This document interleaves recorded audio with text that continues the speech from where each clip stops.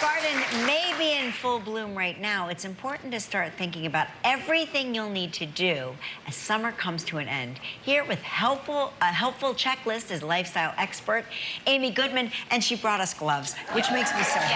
Yes, of course. I love you.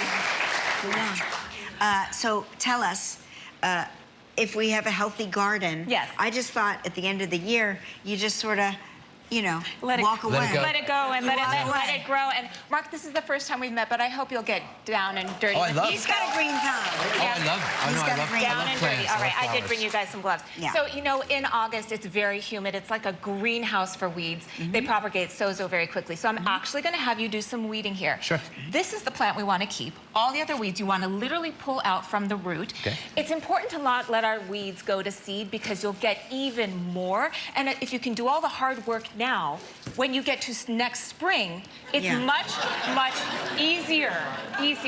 I didn't tell them, these are actually trees. Those are trees. Wow. And then some light weeds. This is actually Japanese shiso. Isn't it? It's the Japanese basil leaf. Wow. And you use that for like sashimi. Oh, yeah. Oh, the raw fish. The raw fish dishes. Oh, my gosh. It smells so good. We could eat it, actually. Yeah, we can eat it? So, oh, yes, definitely. Okay, I'll just check for aphids, and we're good. After you've done your weeding, you want to protect all that hard work. So we're going to use mulch. Obviously, this is a bark mulch. You could use wood chips. You could use straw. If you'd like, yes, into the planter, yes, or on your flower beds also. The idea with mulch is almost like just a little blanket, just a 1 to 2 inch blanket, retains the moisture, keeps the soil a nice even temperature as we move into the cooler months of fall. And yeah, exactly. And it also mitigates the weeds from coming back after all the hard work. Mark gardens the way he eats. Notice all of this mess everywhere. Yes, exactly. Yeah. But we wanted to get dirty in the garden today, so it's perfect. And then lastly, we want to do what's called dead heading. Deadheading. I love deadheading. Like soft pruning. Yeah. And so even with your hands, you don't need to be wearing gloves for this. You take off the extra flowers. Anytime you have like something dead that's on a plant, it keeps growth from growing on that branch. So you can actually, by deadheading, extend your season a little bit longer into the end of summer and maybe even have another or secondary bloom, which is great. Just pick off the tips of the dead flowers, the tips of the dead flowers, and now it kind of triggers the plant to say, oh gosh, there's space here now. I can make another bud. I can make another flower, fruit, vegetable, etc. Great. Yes. Okay. And as we are going into the harvest season, this is it, right? We're in harvest season. You want to reap the benefits of all your hard work, everything from peppers to zucchini to squash to corn to you name it, cauliflower. It's all coming out now. You want to harvest it. Don't leave that cucumber on the vine and have it go really big. It's going to seed. It takes energy away from the plant from growing yet another, newer cucumbers and fresh veggies. Gelman is always bringing in his obscene zucchini.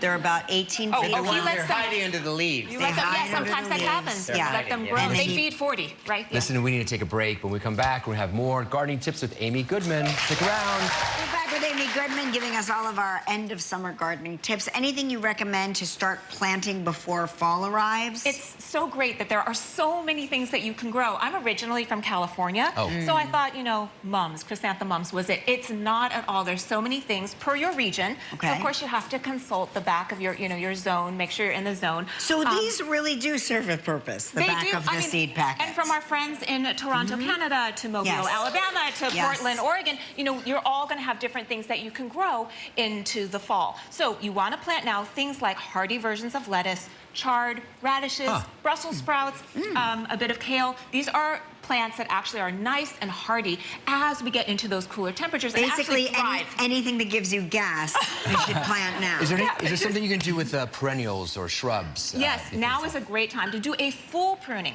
of your trees, your perennials, and your shrubs. Now, mind you, this is in full bloom. We're going to wait till all the flowers are done, and then you're going to do shaping, you're going to do the trimming, and this is very key because you want to kind of give it that shape and also prepare it for its dormancy. So when a plant is trimmed, it holds on to all of its sugars and all of its nutrients, and then come spring, it's going to absolutely flourish. When it comes to your containers, now's a good time to take stock. I am so embarrassed to tell you that this is what most of my containers look like at home. Yeah, that's what everybody's I focus on the flowers, right? But you can just take a good scrub brush to this, a little baking soda, prime them up, maybe get some new containers for the season upcoming in the spring. And lastly, just make sure that all of your things are in good stead. So especially the hose.